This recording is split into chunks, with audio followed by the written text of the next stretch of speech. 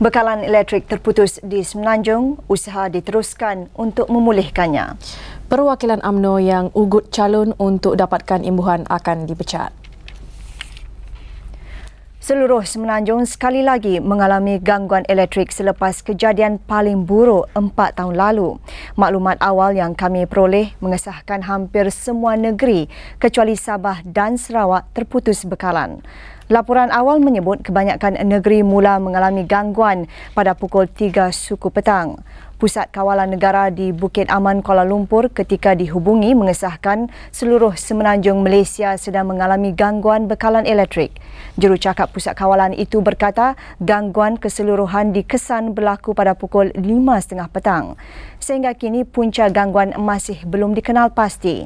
Menurut jurucakap bilik kawalan tersebut, kejadian itu mengakibatkan kesesakan lalu lintas hampir di semua tempat di Semenanjung, terutamanya sekitar pusat bandar. Apa yang berlaku hari ini adalah yang kedua besar selepas pada 29 September 1992. Hampir seluruh Semenanjung Malaysia diselubungi kegelapan apabila stesen Janakuasa Sultan Ismail di Paka, Terengganu gagal menyalurkan bekalan elektrik. Ini berikutan 4 kabel tenaga nasional berhad TNB di Panah Petir. Tenaga elektrik di seluruh Semenanjung lumpuh melainkan Kelantan, Terengganu dan Perlis selama 2 hari.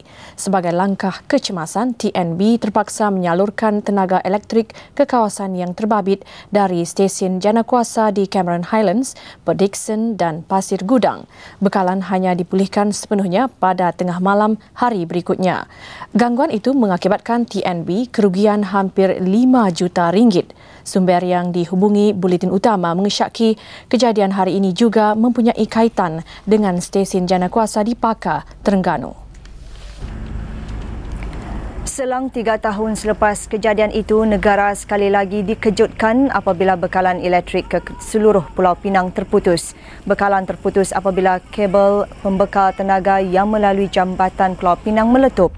Kejadian bulan Julai tahun lalu ini mengakibatkan Pulau Pinang lumpuh.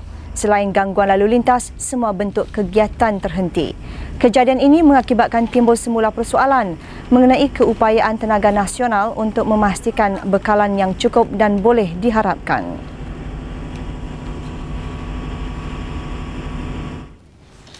Sementara itu, Ibu Pejabat TNB di Kuala Lumpur gagal dihubungi bagi mendapatkan penjelasan lanjut. Kami difahamkan satu mesyuarat yang dipengerusikan oleh pengerusi eksekutif TNB sedang berjalan. Kami masih menunggu maklum balas wartawan Kamarudin Mape yang kini menunggu di luar bilik mesyuarat untuk mendapatkan penjelasan. Turut terjejas dengan bekalan elektrik terputus itu adalah perlawanan akhir Piala FA antara Sarawak dan Kedah. Pertembungan di Stadium Merdeka itu dijadualkan bermula pada 8.45 malam. Untuk perkembangan seterusnya, kita bersama Ras Adiba Razi di Stadium Merdeka. Bagaimana dengan Ras Adiba di sana? Terima kasih Sri Pentas. Ketika ini di Stadium Merdeka kami turut gelap gelita seperti di seluruh negara. Dan malam ini sepatutnya berlangsung pertandingan akhir Piala FA di antara pasukan Kedah menentang pasukan Sarawak. Namun begitu di Stadium Merdeka ini sekiranya anda dapat lihat situasi di sini gelap gelita, cuma lampu yang ada adalah daripada bantuan generator di bahagian grandstand Stadium Merdeka sahaja. Dan saya ingin menceritakan sedikit keadaan di stadium ketika ini. Di luar stadium, penyokong kedua-dua pasukan berada dalam keadaan resah dan ketika ini kami dapat memerhatikan yang tidak ramai pihak polis berada di kawasan luar untuk masuk ke kawasan stadium ini. Dan pada pukul 7.30 petang tadi, penyokong kedua-dua pasukan yang berada berhadapan dengan tempat duduk grandstand ini, mereka telah pun meletuskan sedikit kekecohan. Ya, ini adalah berita yang baru kami terima yang telah disampaikan oleh jurucakap Persatuan Bola Sepak Malaysia yang mengatakan pertandingan ini akan ditunda, akan ditangguh kepada malam esok. Dan seperti saya katakan tadi, penyokong kedua-dua pasukan di sebelah kawasan grandstand ini, di sebelah kawasan tempat duduk grandstand, telah berlaku sedikit kekecohan pada pukul 7.30. Mereka mungkin dalam keadaan resah menantikan keputusan FAM sekiranya perlawanan akan terus berlangsung.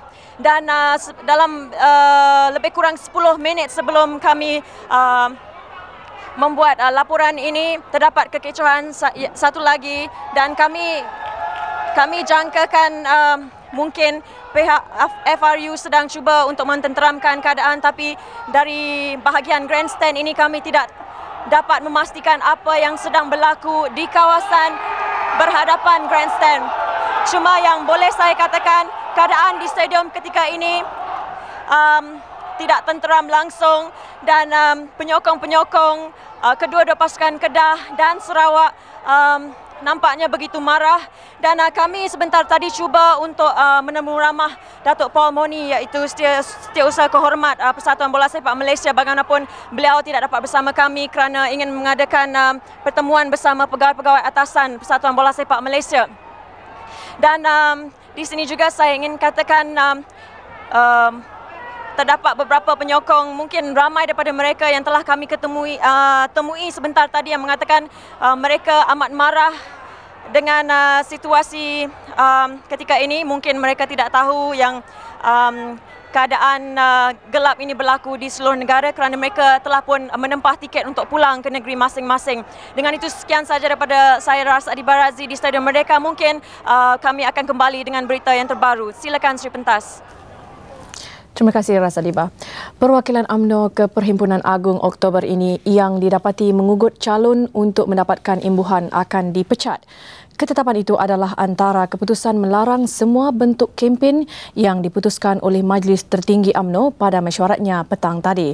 Presiden Parti Datuk Seri Dr. Mahathir Mohamad berkata, tindakan tegas itu diambil untuk memastikan pemilihan pucuk pimpinan Oktober ini dibuat berdasarkan kemampuan calon. UMNO pernah mengadakan perhimpunan khas untuk membendung apa yang disifat barah dalam parti pada pertengahan tahun 1994. Namun gejala politik wang terus kedengaran. Beberapa keputusan majlis tertinggi sebelum ini seperti menghadkan tempoh dan kemudiannya melarang kempen ternyata tidak berkesan. Dan pada mesyuarat bulannya petang tadi, Datuk Seri Dr. Mahathir mengumumkan beberapa langkah lagi untuk membendung gejala itu. Katanya, beberapa perjumpaan dan majlis seperti Konvensyen Negeri, Majlis Pelancaran Rukun Pemuda, Perasmian Buku Wanita dan Hari Veteran UMNO ditangguhkan selepas Perhimpunan Agung Parti Oktober ini. Ibu pejabat dan sebuah badan khas akan ditubuhkan untuk memerhati gerak laku perwakilan yang didapati cuba menggugut calon untuk mendapatkan imbuhan. Mereka yang sudah dipilih menjadi wakil akan menarik perhatian ibu pejabat dan anggota-anggota UMNO tertentu untuk melihat apakah kegiatan mereka. Terutama mereka yang sering datang ke Kuala Lumpur untuk berjumpa dengan beberapa calon di sini. Ataupun kalau mereka pergi ke negeri-negeri lain untuk berjumpa dengan calon, yang kita dapati mereka berbuat demikian, anggapan kita ialah mereka berjumpa kerana ada niat-niat tertentu. Calon juga diminta menutup semua bilik gerakan yang ditubuhkan. Kempen secara pos juga dilarang. Dan calon juga tidak perlu mengucapkan selamat kepada perwakilan kerana beliau sendiri akan berbuat demikian bagi pihak calon. Tindakan sedemikian jelas beliau terpaksa diambil untuk memastikan masa depan parti. Jadi kita nak supaya cuma orang yang bersih saja ada dalam UMNO. Orang yang tak bersih ini kalau kita dapati dia buat juga kempen secara yang mengugut ini, kita akan ambil tindakan. Kita bukan tak nak kempen, tapi kita dapati kalau kita benar kempen, cara kempen mereka ini agak kotor. Umpamanya cuba perasugut, cuba guna wang. Kalau kita belum lagi dewasa dalam bidang politik demokrasi, saya fikir lebih baiklah kalau kita bendung sedikit kegiatan ini. Presiden kemudian ditanya dengan cara apa calon boleh memperkenalkan diri mereka. Kalau orang sampai tenggelam tak pernah nampak langsung hidung pun, dia nak bertanding juga, itu saya ingat lebih baik lagi dia, kalau dia sampai banyak tu pun dia tak boleh naik, hidung dia pun tak lepas. Saya ingat tak patutlah dia bertanding.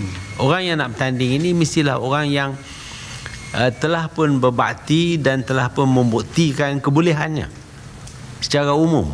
Jadi kita pilih berasas kepada prestasinya.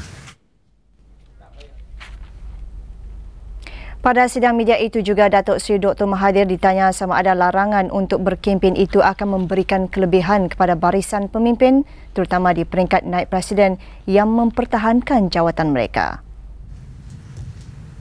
Kalau orang tak suka status quo pun, orang yang ada ni kalau dianya tak baik, orang nampak, orang pilih orang lain juga. Bukan orang yang ternampak ini semuanya baik. Ternampak keburukan dia pun ada juga. Kadang-kadang belum kita jadi pemimpin nampak cantik orang main. Bila jadi pemimpin baru nampak kotor. Jadi orang itu boleh singkir lah. Dalam pada itu, Timbalan Presiden UMNO Datuk Seri Anwar Ibrahim berkata, penggantungan keahlian 13 ahli UMNO atas pelbagai kesalahan disiplin kini ditarik balik. Mereka terbabit adalah Datuk Syahrir Abdul Samad dari Johor Bahru, Muhammad Awang Rantau Panjang, Salimin Kisut Johor Bahru, Hashim Hamzah Pasir Mas, Abdullah Sani Abdul Karim Gombak, Rifai Elias Nordin Mikin Gombak, Senator Isa Siput Labuan, Umar Mukhtar Taiping, Rokiah Mat Amin Taiping, Muhammad Nuh Padidin Kuala Langat, Wan Yaakob Wan Sulaiman Pasir Putih, Abdul Kulub Badok Tampin dan Ibrahim Mat Greek. Ahli-ahli ini telah membuat rayuan, mengemukakan rayuan. Kita rujuk pada Jawatan Teknikal dan Majlis Tinggi telah memperaku. Datuk Seri Anwar yang juga pengerusi Jawatan Kuasa Disiplin berkata, kes ahli UMNO yang dipecat belum dirujuk kepada Jawatan Kuasa Teknikal. Sementara itu, beliau berkata UMNO bahagian Beaufort dan Kubang Pasu dibenarkan mengadakan mesyuarat perwakilannya esok sementara Rantau Panjang pada 17 Ogos. Datuk Seri Anwar menambah 3 usul iaitu ucapan dasar Presiden, usul agama dan pendidikan diterima untuk dibahaskan di Perhimpunan UMNO Disember ini. Sementara itu, Datuk Seri Dr. Mahathir Mohamad berkata, pertemuan beliau dengan Presiden Semangat 46 Tengku Razaleigh Hamzah sedang diusahakan. Saya juga membuat keputusan untuk berjumpa dengan Tengku Razaleigh untuk membincang sikit sebanyak tentang keadaan yang terkini berkenaan dengan Parti 46 dan perhubungan mereka dengan PAS dan juga apa hasrat mereka berkenaan dengan UMNO. Dalam perkembangan lain, Perdana Menteri akan melawat Langkawi Jumaat ini bagi menemui ahli UMNO bahagian Langkawi mengenai resolusi yang dicapai baru-baru ini. UMNO bahagian Langkawi antara lain mahu kerajaan menghapuskan taraf kawasan bebas cukai bagi pulau itu dan membubarkan Lembaga Pembangunan Langkawi LADA. Saya nak dengarlah apa dia resolusi ini. Lepas itu saya akan bagi sedikit penerangan penjelasan berkenaan dengan perkara berkenaan. Sementara itu, Majlis Tertinggi hari ini menyokong pelaksanaan projek Koridor Raya Multimedia yang dilancarkan Perdana Menteri baru-baru ini. Menurut Datuk Seri Dr. Mahathir, mesyuarat Majlis Tertinggi kali ini telah membincangkan mengenai program MSC dan kegunaannya. Sumbangan itu, beliau berkata semua kerajaan negeri diminta untuk tidak menyediakan terlalu banyak bandar teknologi maklumat. Ini kerana ia boleh mengelirukan pelabur dan syarikat asing yang ingin beroperasi di MSC. Dalam pada itu, kad pengenalan berbentuk kad bijak atau smart card sedang dikaji untuk diperkenalkan di Malaysia tidak lama lagi. Menurut Ketua Eksekutif Telekom Malaysia Berhad, Datuk Muhammad Said Muhammad Ali, ciri keselamatan tambahan seperti pengenalan cap jari, mata dan suara perlu disepadukan ke dalam kad berkenaan bagi mengelakkan penyalahgunaan kad. Kad bijak yang dicadangkan boleh mengambil alih dokumen identifikasi yang lain seperti lesen memandu, pasport dan kad kredit. Tambahnya, Telekom berminat untuk mengambil bahagian dalam pengenalan kad itu nanti. Datuk Muhammad Said berkata demikian semasa sesi terakhir panel perbincangan bagi Persidangan Multimedia Asia 96. Panel perbincangan bertajuk Komuniti Elektronik Asia Timur itu dipengerusikan Menteri Tenaga, Telekom dan Pos, Datuk Leo Mogi. Bagi mereka yang berminat untuk mengetahui lebih lanjut mengenai MSC, expo berkenaan akan dibuka kepada orang ramai selama sehari esok. Dan pagi tadi ketika merasmikan Perhimpunan Agung ke-43 dan sambutan ulang tahun ke-50 Parti MIC, Perdana Menteri menegaskan masyarakat India tidak ketinggalan dalam pembangunan negara seperti yang sering diperkatakan. Jika dibuat perbandingan, jelas beliau masyarakat India paling banyak mendapat manfaat daripada beberapa rancangan kerajaan. Turut hadir di majlis ini Presiden MIC Datuk Seri S. Samivelu serta pemimpin parti komponen Barisan Nasional lain. Datuk Seri Dr. Mahathir berkata kadar kemiskinan kaum India sudah berkurangan daripada 8% 5 tahun lalu kepada 2.3% tahun lalu. Sementara lebih 53.3% masyarakat India berpendapatan antara RM1,000 dan RM3,000 sebulan. Katanya kadar pertumbuhan purata tahunan pendapatan isi rumah kaum India adalah yang tertinggi kerana asasnya yang kecil.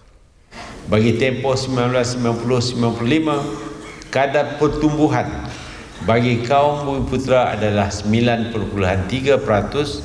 kaum Cina 10% dan kaum India 10.1%. Ini pertumbuhan, bukan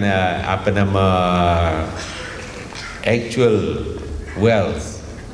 Begitu juga dengan pemilikan equity korporat, di mana didapati bahawa kadar pertumbuhan purata bagi kaum Bumiputera adalah 12.1%, Cina 8.3%, manakala masyarakat India ianya adalah 20.6%. Dalam perkembangan lain, Datuk Seri Dr. Mahathir Mohamad turut diminta mengulas penyertaan dingin golongan profesional dalam MIC. Peratusan golongan profesional daripada kaum India adalah tinggi khususnya dalam bidang kedoktoran dan guaman. Namun, pembabitan dalam MIC tidak mencerminkan satu keadaan yang sihat. Tarilah. Akhirnya dia orang pun prosperity dia orang pun kerana perjuangan MIC dalam Barisan Nasional. They owe it to MIC. Of course, they will deny. They will think that they come up because of their own efforts entirely 100%. Tapi sikit sebanyak MIC memberi contribution terhadap dia orang punya kejayaan. Tapi mereka tidak bergiat. Mereka menjadi ahli saja. Mereka tidak ada masa untuk mempergiat sebagai ahli politik. Kalau mau juga kita boleh menunjukkan senarai-senarai berapa banyak doktor ada. Dalam pada itu, Perdana Menteri berkata semua rakyat di negara ini tanpa mengira kaum dan kedudukan diberi peluang yang luas untuk menikmati kekayaan negara. Menurut Datuk Seri Dr. Mahathir Mohamad, pelbagai program dirancang dan dilaksanakan kerajaan terbuka kepada semua kaum termasuk masyarakat India untuk menyertainya. Datuk Seri Dr. Mahathir berkata kaum India perlu melengkapkan diri dengan ilmu pengetahuan dan kecekapan bagi membolehkan mereka maju bersama kaum lain di negara ini. Dalam pada itu, beliau juga berkata MIC harus membuka pintu kepada semua rakyat keturunan India termasuk mereka yang telah meninggalkan parti itu. UMNO telah dan akan menerima semua mereka yang meninggalkannya dahulu jika mereka ingin menyertai UMNO semula. Parti-parti komponen yang lain juga perlu memberi peluang penyertaan dengan seluas-luasnya.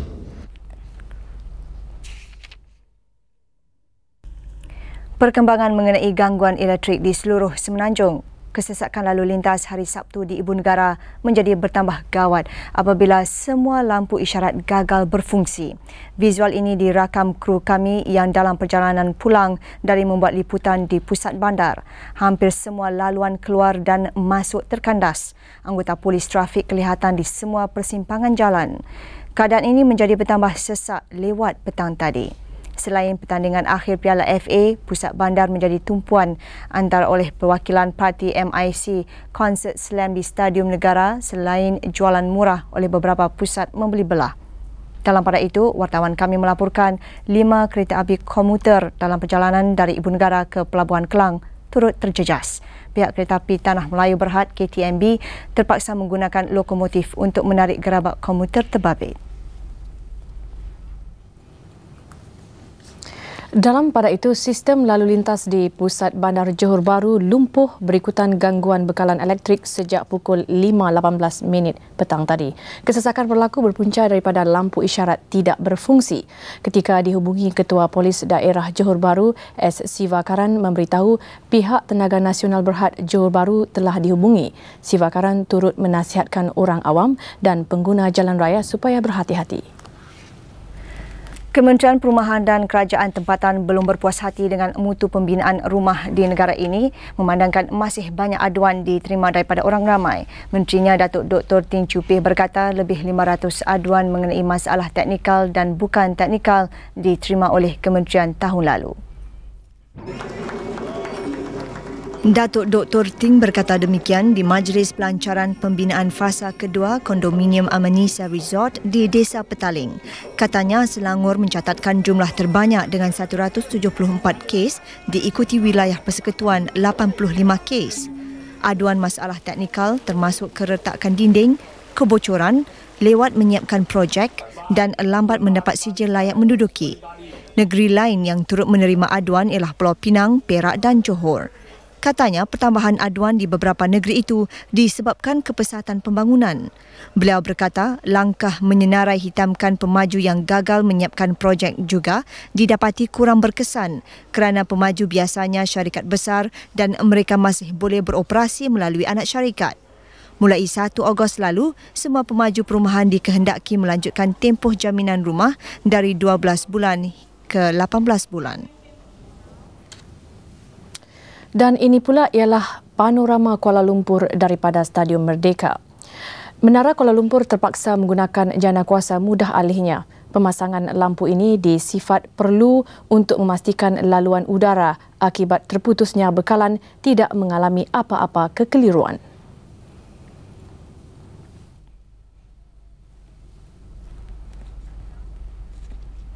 Semua kerja pembinaan pelantar transit aliran ringan LRT2 dihentikan serta merta sehingga siasatan punca pelantar LRT2 di Jalan Gasing runtuh Selasa lalu diketahui. Menteri Sumber Manusia Datuk Lim Ahlik berkata arahan yang dikeluarkan semalam bagaimanapun tidak membabitkan kerja pembinaan lain. Arahan ini bertujuan mengelak sebarang risiko kejadian yang membabitkan penggunaan segmen pemasangan pelantar yang sama berlaku lagi di kawasan lain. Katanya soal keselamatan tidak boleh dikompromi. Beliau akan turut melawat beberapa tapak pembinaan lain untuk meninjau tahap keselamatan di kawasan projek. Selasa lalu, 2 pekerja parah manakala 3 lagi cedera apabila pelantar sepanjang 36 meter ini runtuh. Isu pembalakan di kampung orang asli Pertak Kuala Kubu Baru, Selangor.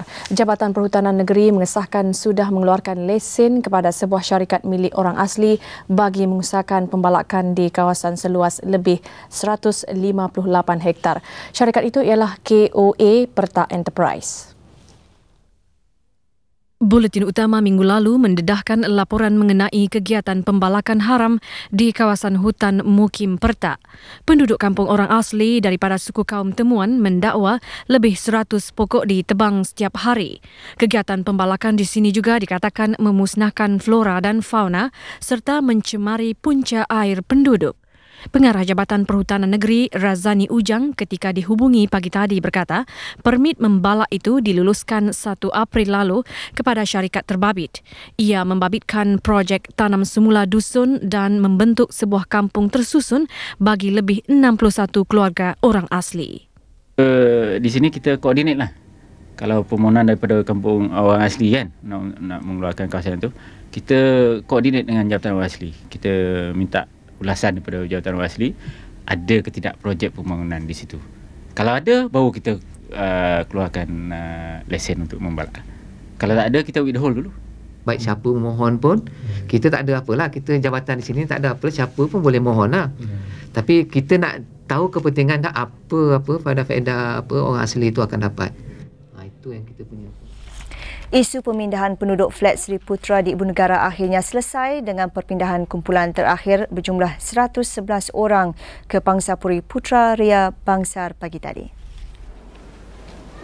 Sebelum ini, 111 penghuni flat Sri Putra Jalan Kelang enggan berpindah ke Pangsapuri Putraria Bangsar kerana mendakwa harga seunit rumah ini mahal. Malam semalam, mereka akhirnya bersetuju selepas Dewan Bandaraya Kuala Lumpur DBKL mendapatkan perintah mahkamah mengarahkan mereka berbuat demikian. Perpindahan itu sekaligus menamatkan krisis selama 3 tahun di antara penduduk dengan DBKL. Kerja pemindahan dibantu pelbagai agensi seperti DBKL, Polis dan FRU. Ia selesai tengah hari tadi tanpa sebarang kekecohan.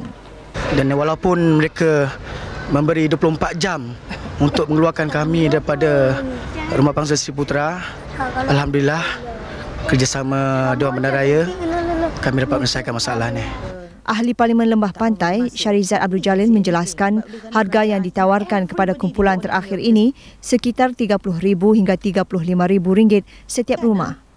Harga sama saja seperti harga yang dibayar oleh mereka yang telah pindah dahulu, beberapa bulan dahulu. Harga yang sama. Tak ada apa keistimewaan atau kelebihan yang diberi kepada 111 ni yang pindah last. Jadi jangan ada kekeliruan. Katanya mereka diperlukan menandatangani urusan perjanjian jual beli rumah. Pinjaman 100% disediakan 2 bank iaitu Arab Malaysian Finance dan Kwangik Finance. Lembaga Pelawat Bebas Pertubuhan Bukan Kerajaan NGO mengesahkan penghuni Pusat Tahanan Pendatang Tanpa Izin di Tanah Merah, Kelantan mendapat layanan yang memuaskan. Lembaga itu berpuas hati pentadbiran pusat tahanan itu mengamalkan sistem penyediaan makanan yang teratur, penjagaan kesihatan yang cermat dan pengurusan kebajikan yang sempurna. Lembaga pelawat itu diketuai aktivis sosial Datuk Lee Lam Tai dan pengerusi eksekutif Malaysian Resources Corporation Berhad, Datuk Khalid Ahmad. Mereka meneliti keadaan pusat tahanan terbabit selama 3 jam. Kumpulan ini turut diberi taklimat berhubung sistem pentadbiran, logistik, gerak gempur dan kawalan 24 jam. Sejak ditubuhkan pada awal tahun 1994, lebih 2,000 pendatang asing ditempatkan di pusat tahanan ini. Buat masa ini, ia menempatkan 312 pendatang tanpa izin yang menunggu untuk dihantar pulang ke negara masing-masing. Susulan bayi 9 bulan cedera parah ditetak dalam kejadian amuk di pangkalan sapi Kuching semalam. Mahkamah Magistrate Kuching memerintahkan lelaki terbabit ditahan reman 14 hari. Magistrate Manoj Kurup membuat arahan itu dalam kamarnya selepas mendengar permohonan Inspektor Hanizan Hussein. Lelaki berusia 34 tahun ini ditahan reman mengikut Seksyen 117 Kanun Prosedur Jenayah. Magistrate Manoj menetapkan 16 Ogos ini untuk sebutan kes.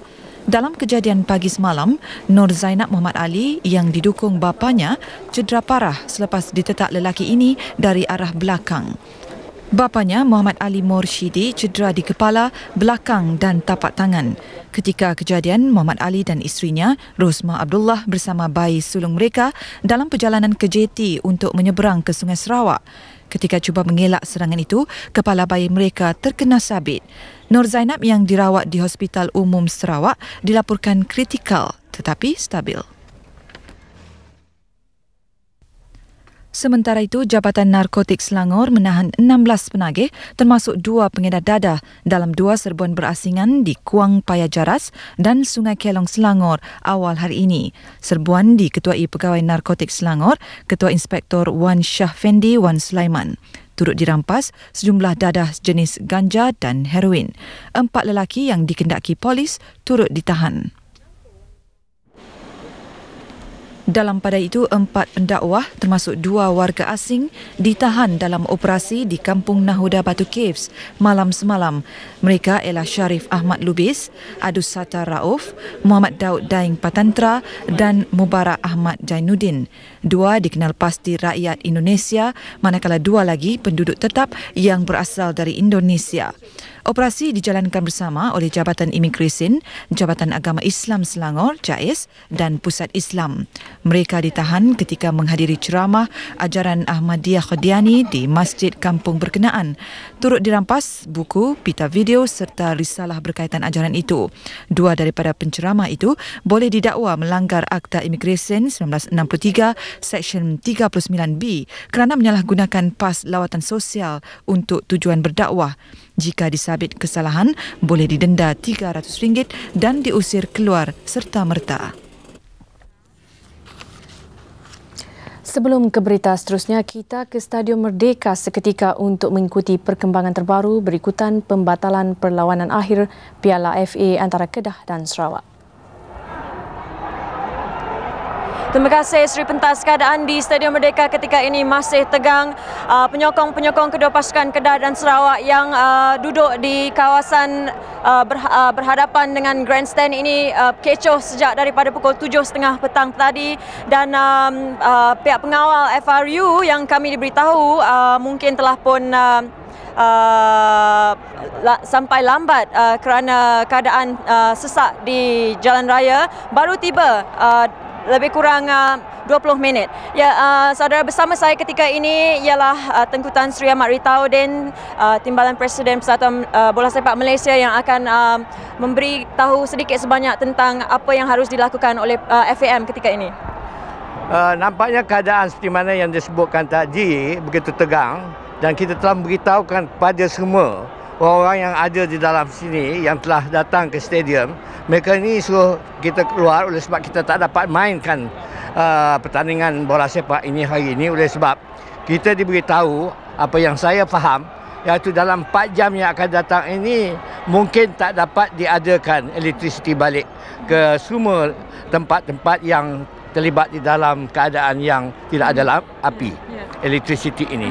Jadi saya suka mengatakanlah kemungkinan apa yang telah dipersetujui, iaitu di antara manager-manager di dalam, jikalau tak dapat main pada malam ini, keputusannya iaitu pada malam besok. Dan kita tidak tahu lagi, tak dapat penjelasan pada TNB bilakah keadaan dapat dipulihkan balik pada masa sekarang ini. Terima kasih Tengku. Bersama saya juga ialah Setiausaha Korma FM, iaitu Datuk Paul Moni. Datuk, boleh Datuk terangkan sedikit apa yang harus kita lakukan bersama penyokong-penyokong yang kecoh sejak pukul 7 tadi lagi? Saya memahamilah perasaan mereka kerana kebanyakan daripada penonton datang daripada Kedah dan juga mungkin daripada Kuching. Dan bagi pihak FM, apa yang kita akan buat itu adalah perlawanan yang ditangguhkan pada malam ini mengikut peraturan akan dimainkan pada malam besok. Dan kita jawatan kuasa pertandingan akan bermesyuarat pada pagi 9.30 untuk meneliti keadaan terbaru selepas mendengar daripada TNB dan sebagainya. Dan jika semua mengizinkan, perlawanan akan diadakan di Stadium Merdeka pada jam 8.45. Mengadakan perlawanan besok tidak akan mengganggu perlawanan di antara Selangor dan Negeri Sembilan yang dijadualkan diadakan di Stadium Shah Alam besok. Perlawanan itu akan teruskan, tak kira besok perlawanan di sini ada atau tidak. Terima kasih Datuk dan terima kasih Tengku. Ya, Sri Pentas, sekian saja daripada kami ketika ini. Kita kembali bersama rakan setugas.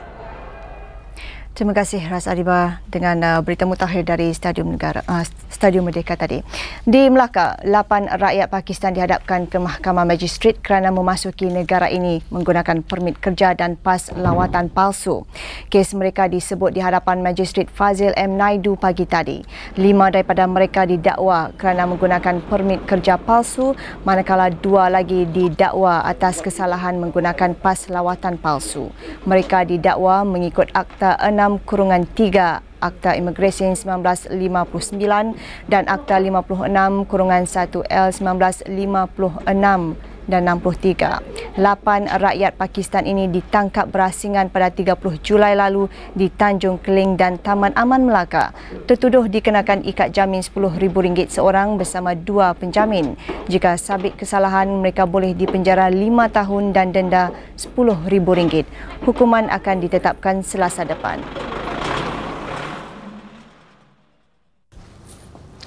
Keadaan di Mogadishu dilaporkan tenang ketika pengikut Muhammad Farah Aidid menghadiri majlis pengkebumian pemimpin mereka. Dianggarkan lebih 10,000 orang hadir memberi penghormatan terakhir kepada Farah Aidid di kediamannya di selatan Mogadishu. Beribu-ribu rakyat berbaris di sepanjang jalan apabila kenderaan yang membawa jenazah Farah Aidid melalui bandar Mogadishu. Dengan kematiannya, Ali Mahdi Muhammad, pemimpin puak bertentangan, dianggap tokoh politik paling berpengaruh di Somalia Somalia, Ali Mahdi yang menguasai Mogadishu antara menggesa supaya pihak menyertai gencatan senjata tanpa syarat. Somalia tidak mempunyai kerajaan rasmi sejak pemberontak mengguling Presiden Muhammad Siad Barre 5 tahun lalu. Keputusan rejim Israel menyambung semula polisi membina penempatan Yahudi di tebing barat dikutuk pemimpin Palestin. Mereka menganggap polisi itu cuba menggugat keamanan di Asia Barat. Pengumuman pembinaan penempatan baru itu dibuat selepas mesyuarat Kabinet Rejim Israel. Perdana Menteri Rejim Benjamin Netanyahu memberi alasan rancangan itu bagi mengurangkan diskriminasi terhadap penempatan Yahudi yang sedia ada di Judea, Samaria dan Semenanjung Gaza. Untuk tidak menggugat rundingan damai anjuran Washington, beliau menegaskan sebarang perluasan penempatan perlu mendapat kelulusan Kabinet. Kehadiran lebih 130,000 rakyat Yahudi di tebing barat dianggap oleh rakyat Palestin sebagai penghalang keamanan Asia Barat. Perkembangan terbaru siasatan nahas pesawat TWA-800 yang terhempas di Lautan Atlantik 17 Julai lalu. Rangka kokpit pesawat Boeing 747 berkenaan dikesan lebih 2 km dari serpihan rangka lain. Menurut pengerusi Lembaga Keselamatan Pengangkutan Kebangsaan NTSB Robert Francis, rangka kokpit itu ditemui melalui rakaman kamera kawalan jauh. Jika keadaan cuaca mengizinkan, bahagian kokpit itu boleh dinaikkan ke permukaan air dalam masa 48 jam. Penemuan itu memberi harapan penyiasat mencari punca sebenar nahas. Pasukan penyiasat kini menggunakan sistem pengesan laser yang berjaya mengesan 2 lagi mayat mangsa yang berada 43 meter di dasar laut. Sebelum itu, serpihan besar pesawat yang ditemui dibawa ke darat oleh kapal tentera laut Grapple dan Grabs. Selepas Taiwan, taufan Erb kini mengganas di tenggara China. Seorang dilaporkan mati dan lebih 17,000 rumah musnah. Serangan taufan memburukkan lagi keadaan di Jiangxi yang sebelum ini teruk dilanda banjir, manakala bandar Fuzhou ditenggelami air sedalam 1 meter mengakibatkan talian komunikasi terputus. Di kawasan pantai, pasukan kecemasan bertungkus lumus membaiki tebing dan membina benteng. Bencana alam sejak bulan lalu di China memaksa lebih 10 juta penduduk berpindah. Sementara itu di Taiwan, angka kematian akibat taufan Herb meningkat kepada 39 orang. 35 orang lagi dilaporkan hilang. Pekerja penyelamat meneruskan usaha mencari mangsa dan hari ini 12 mayat ditemui. 11 wilayah dan 21 bandar diisytiharkan kawasan bencana dan kebanyakan kawasan masih terputus bekalan elektrik. Di pendalaman, pasukan tentera menggunakan helikopter menghantar bantuan kepada penduduk yang terperangkap. Operasi di lapangan terbang membabitkan penerbangan tempatan dan antarabangsa disambung semula, manakala pejabat kerajaan dan pasaran kewangan yang ditutup 2 hari dibuka mulai semalam. Kerugian akibat bencana alam ini dianggar bernilai 939 juta ringgit. Di Manila, Filipina, banjir kilat mengakibatkan kesesakan jalan raya dan beribu-ribu orang terperangkap di kediaman masing-masing. Agensi Kaji Cuaca melaporkan hujan lebat adalah kesan daripada taufan Erb yang kini melanda bahagian selatan China. Penduduk Filipina yang belum pulih daripada serangan taufan Gloria pada 26 dan 27 hari bulan lalu diarah bersiap sedia menghadapi ancaman taufan tropika yang berada 1,000 km di timur negara itu. Setiap tahun, Filipina dilanda tidak kurang 20,000 taufan.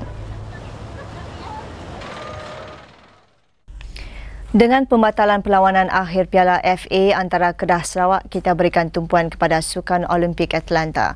Tamasya sukan terbesar dunia kali ke-26 ini semakin ke penghujungnya. Mungkin bagi setengah peminat sukan tempatan, tanpa aksi atlet negara sedikit menghilangkan kegairahan mereka. Begitupun penguasaan tuan rumah Amerika Syarikat berterusan apabila mendahului pungutan pingat, dan di tangga kedua Rusia masih memberi saingan. Untuk laporan seterusnya, kita ke Atlanta bersama Dahlan Makmur. Terima kasih Farah dan Mala di Seri Pentas. Salam dari Atlanta, bersua lagi kita, dan pencapaian 1 pingat perak dan 1 gangsa bagi acara badminton seharusnya menjadi tumpuan, dan skuad badminton Malaysia layak diberi pujian di atas kejayaan ini. Tidak wajar rasanya ada di antara pemain yang didesak supaya bersara hanya kerana gagal untuk menyumbangkan pingat kepada negara. Dan inilah luahan hati dan perasaan pasangan elit negara Soon Kit dan Kim Hock yang ditemui, yang mana turut menyumbangkan pingat perak pertama dalam sejarah Sukan Olimpik negara.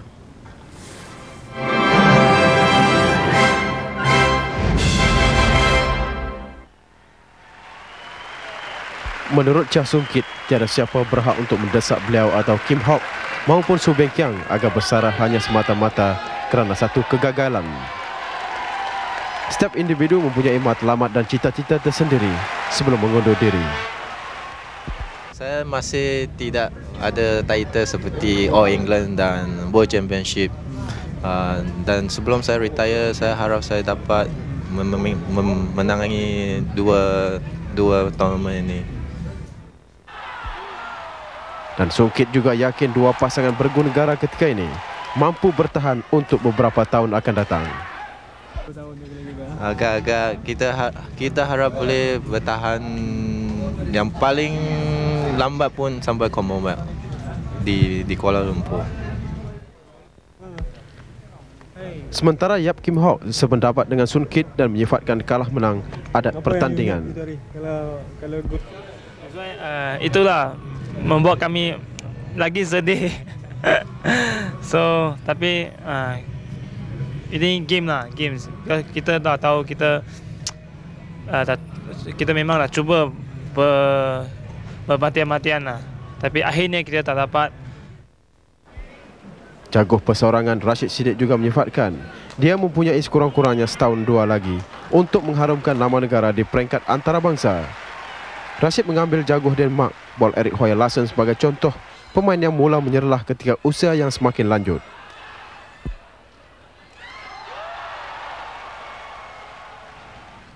Sementara itu, Carl Lewis, legenda olahraga dunia yang sedang dalam pemburuan. Jam 4 pagi besok waktu Malaysia, titik penentu bagi Carl Lewis untuk mencari tempat seterusnya mengutip pingat emas yang ke-10 jika disenaraikan dalam acara 4x100 meter mewakili Amerika Syarikat. Satu lagi idaman Carl Lewis untuk mencatat rekod sebagai atlet pertama mencecah 10 pingat emas. 9 pingat emas setakat ini membolehkan Lewis berkongsi sejarah bersama 3 atlet lain sebagai ahli sukan Olimpik paling menyelah. Namun segala-galanya ditentukan kira-kira pukul 4 pagi esok waktu Malaysia apabila Amerika Syarikat menyenaraikan skuadnya untuk acara 4x100 meter. Kedudukan Lewis antara isu hangat negara tuan rumah. Ada rakan sepasukan menyifatkan tidak adil untuk memberi peluang kepada Lewis memecahkan rekod sedangkan dia tidak berlatih dengan skuad 4x100 meter. Amerika layak ke acara akhir tanpa Lewis. Mereka menurunkan John Drummond, Tim Harden, John Montgomery dan Dennis Mitchell yang memenangi separuh akhir kedua dengan catatan 37.96 saat.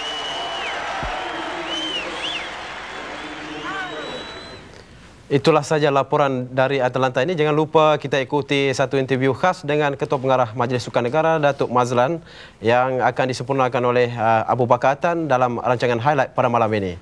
Jadi dengan itu kita kembali dulu bersama Farah dan Mala di Seri Pentas. Salam hormat dan bersua lagi. Terima kasih Dalan dari Atlanta. Perkembangan mengenai gangguan bekalan elektrik di seluruh Semenanjung. Tenaga Nasional ketika dihubungi sebentar tadi berkata punca kejadian masih dikesan.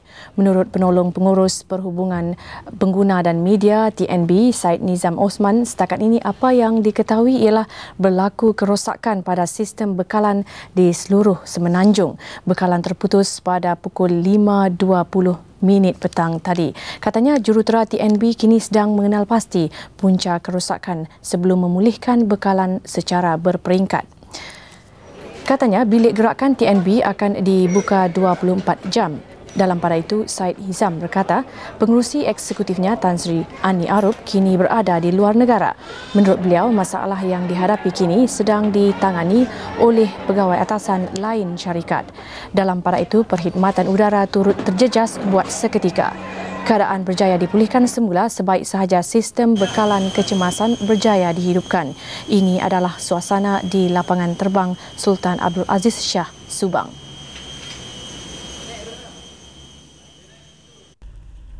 Lebih 3,000 graduan Universiti Kebangsaan Malaysia UKM menerima ijazah masing-masing di Convocation UKM yang ke-24. Paling istimewa, ijazah itu turut dianugerahkan kepada seorang siswazah yang cacat penglihatan. Ijazah disampaikan oleh Sri Paduka Baginda Yang di-Pertuan Agong Tuanku Jaafar selaku Chancellor Universiti Kebangsaan Malaysia UKM pagi tadi. Antara yang menerima pengiktirafan itu ialah Major Syed Osman Syed Omar yang berjaya menerima sarjana dalam bidang pesuratan.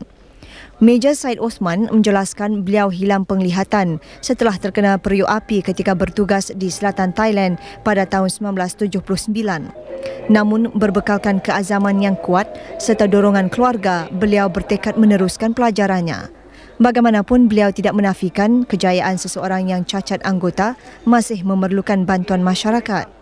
Saya menggalakkan bagi orang yang normal, katakan normal dari segi fizikal itu meluangkan masa untuk memberi perkhidmatan. Macam di pusat-pusat latihan geni kan, di sekolah buta, membantu pelajar-pelajar di sana kan. Sementara itu, penerima anugerah pelajaran Diraja Azlina Jaafar berpendapat kecemerlangan akademik perlu diimbangi dengan aktiviti co-curriculum bagi membentuk pribadi yang mantap. Saya rasa segala usaha saya selama ni telah pun terbalas dan juga ini adalah satu daripada cara saya lah untuk membalas jasa kedua ibu bapa saya. Beliau yang juga menerima anugerah Naib Chancellor bercadang melanjutkan pelajaran ke peringkat sarjana dalam jurusan Undang-Undang Komersil. Satu pelan tindakan sedunia untuk menangani isu diskriminasi terhadap wanita Islam perlu diwujudkan bagi melindungi kepentingan dan kebajikan mereka. Menurut Presiden Pertubuhan Ahli Parlimen Wanita Negara Islam, Datuk Dr. Siti Zahra Sulaiman, ketika ini wanita Islam di seluruh dunia secara umumnya jauh ketinggalan kerana kegagalan mereka bekerjasama serta bersatu. Menurutnya, peranan wanita Islam dalam abad ke-21 amat besar. Sehubungan itu, mereka perlu bergerak pantas serta sistematik sebagai satu pertubuhan, bukannya bertindak secara berasingan. Katanya, menerusi Pertubuhan Ahli Parlimen Wanita, negara Islam yang sering berbincang dan bertemu, kebajikan wanita Islam lebih terbela. Kita mengadakan persidangan tiap-tiap 2 tahun supaya akan lebih nampak action oriented lah. Ya, apa yang dilafazkan, apa yang didapat lihat sebagai masalah, bolehlah kita cuba untuk berusaha mengatasi masalah mengikut framework atau garis-garis panduan. Beliau berkata demikian selepas rancangan Malaysia Hari Ini MHI terbitan TV3 di Sri Pentas. Menurutnya, walaupun negara-negara Islam berbeza mazhab dan tahap kemajuan, martabat wanita Islam masih dapat dibela menerusi pertubuhan berkenaan. Katanya, wanita Islam Malaysia bertuah kerana pendidikan dan kemajuan wanita diselangi dengan ilmu berbanding negara Islam lain. Festival Tari Kebangsaan 96 di Ibu Negara, Lembaga Sukan dan Kebudayaan Sabah sekali lagi berjaya merebut Piala Pusingan Datuk Sabarudin Chi untuk menjuarai festival itu.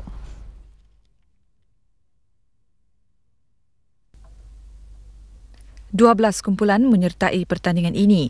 Antara kategori lain yang dipertandingkan ialah anugerah kostum kreatif terbaik, anugerah seni terbaik, anugerah kostum asli, anugerah koreografer terbaik, anugerah koreografer asli terbaik dan persembahan tarian asli terbaik. Hadiah disampaikan oleh Menteri Kebudayaan, Kesenian dan Pelancongan Datuk Sabarudin Chi. Bulan yang lepas kita telah dihantar ke Turki untuk mewakili Malaysia, negara Malaysia dalam satu pertandingan antarabangsa, tarian antarabangsa.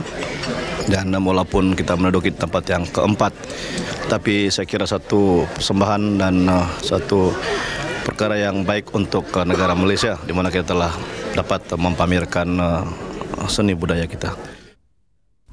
Manakala Angkatan Seni Baru Negeri Sembilan berjaya memenangi anugerah Kumpulan Harapan. Ini adalah kali ketiga berturut-turut kita mendapat tempat kedua, yang mana pada tahun 94 kita dapat tempat kedua juga. 95 tempat kedua juga, anugerah yang sama, iaitu kita dapat 4 anugerah. Kumpulan Harapan, koreografi terbaik, muzik asli terbaik dan muzik kreatif terbaik. Dan tahun 1996 kita dapat pula 1,500 penumpang terperangkap dalam keretapi komuter apabila keretapi terbabit terkandas semasa dalam perjalanan. Menurut Pegawai Operasi Keretapi Tanah Melayu N. Syekaran, keadaan bekalan dimaklum oleh TNB pada pukul 5.25 petang. KTM diberitahu bahawa tempoh gangguan bekalan elektrik sukar ditentukan. 5 komuter yang terkandas sudah ditarik secara lokomotif kira-kira 6.30 petang tadi. Beliau berkata 1,500 penumpang terbabit boleh menuntut kembali wang mereka di kaunter KTM. Ada di antara mereka dalam perjalanan ke Pelabuhan Kelang dan Kuala Lumpur.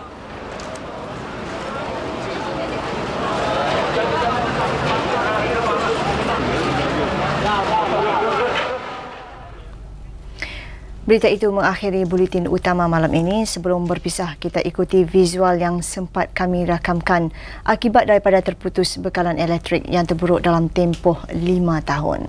Iaitu selamat dalam hormat dan selamat malam.